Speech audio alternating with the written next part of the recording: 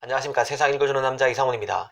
오늘 이 시간에는 미국 정부의 하웨이에 대한 압박 강화와 그 연쇄적인 여파에 대해서 한 말씀 드리겠습니다. 어제자 니케이에 재밌는 기사가 났습니다. 바로 하웨이 관계자 등에 따르면 이르면 2월, 그러니까 다음 달에 미국 정부가 하웨이에 대한 제재 강화 조치를 발표할 수 있다는 것입니다. 이 때문에 하웨이가 그 해외에서 조달하는 부품에 대한 재고를 1년치 이상 확보하기 위해서 사활을 걸고 있다는 내용입니다. 우리로서는 하웨이 제재에 대해서 신경을 쓸 수밖에 없습니다. 이 하웨이가 최대 통신 장비 업체이자 2위 스마트폰 업체로서 이 반도체 사업에도 막강한 영향력을 갖고 있기 때문인데요. 특히 미국이 강화할 제재 조치 내용이 소위 25% 룰일 가능성이 높다는 점도 이 기사에서 다시 한번 언급됐습니다. 그 25% 룰이란 바로 외국 기업이라 할지라도 그 기업이 만든 제품에 미국 원천 기술이 25% 이상 들어갈 경우는 그 하웨이를 비롯해서 하웨이 계열사와 거래를 하기 위해서는 미국 정부의 허락을 받도록 한 조치입니다. 이것을 10%로 강화하거나 아예 0%까지 강화할 수 있다는 게 핵심입니다. 만약 0%까지 규제를 강화한다면 아예 해외 기업도 하웨이와 거래를 끊으라는 얘기와 같을 것입니다.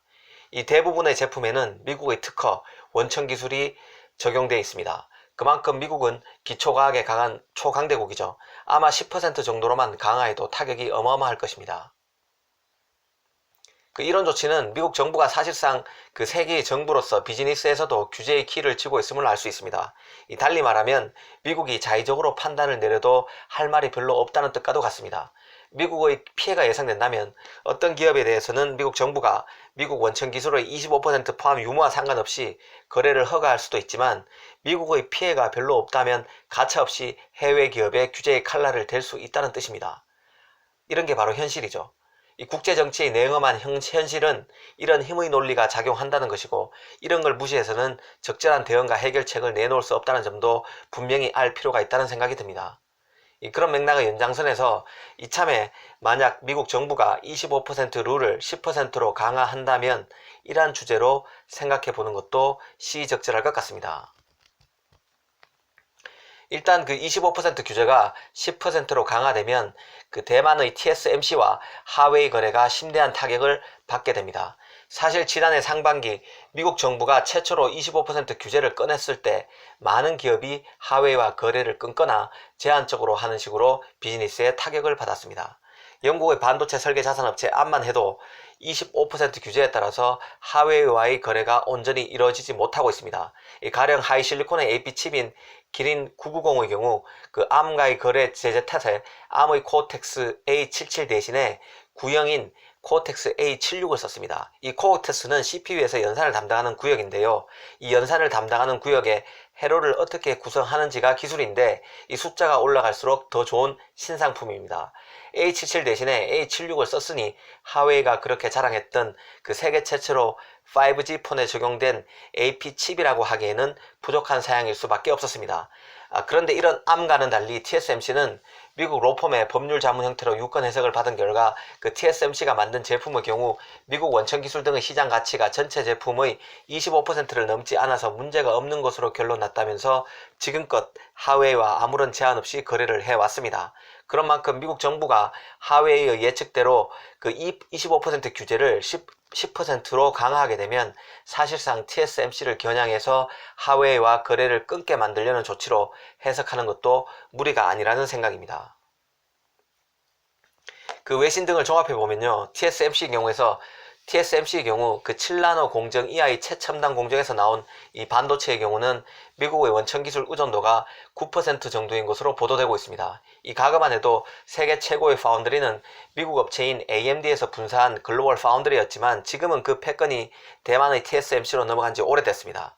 그런 만큼 그 최첨단 공정의 경우는 미국 원천 기술 의존도가 낮다고 봐야 할 것입니다. 그래서 7나노 공정 이하의 경우는 미국 원천 기술 의존도가 9%라는 얘기죠. 그런 만큼 이 기준대로 적용하면 10%로 규제가 강화된다 해도 하이실리콘과 TSMC 간의 거래는 기존대로 유지될 수 있습니다. 이렇게 되면 하웨이 최첨단 스마트폰 사업은 큰 타격 없이 이루어질 수 있습니다. 기존대로 구글의 안드로이드 운영체제 접근이 제한되고 반도체 설계 자산 암의 IP 일부 사용이 제한되는 선에서 타격이 있는 정도라고 볼 수 있습니다. 하지만 스마트폰 중에서도 중저가 사양의 경우는 일부 타격이 있을 것으로 판단이 됩니다. 이 스마트폰 AP칩은 최첨단 칩 같은 경우야 7나노, 5나노로 만들어진다지만 아직까지 대부분은 10나노, 8나노 공정을 통해서 만들어집니다. 현재까지는 외신에서 TSMC의 10나노, 8나노 공정을 통해서 나온 칩이 미국 원천 기술 비중이 어느 정도인지 보도한 기사는 없는 상황입니다. 그래서 확인하기는 어렵지만 일부 공정의 경우는 아마도 10%를 넘길 것으로 보입니다. 7나노 공정이 9%인 만큼 이런 추론이 크게 틀리지는 않을 것으로 보입니다. 그런 만큼 스마트폰 사업 중에서 중저가 사업 같은 경우는 타격을 받는 것이 불가피해 보입니다. 그 TSMC의 14나노, 16나노, 18나노 등의 공정은 큰 타격이 있을 수 있습니다. 14나노 공정으로 나온 그 TSMC의 반도체는 미국 기술 의존도가 15%인 것으로 보도됐는데요. 이렇게 되면 미국이 제재 기준을 10%로 낮춘다면 공급이 사실상 막히게 됩니다.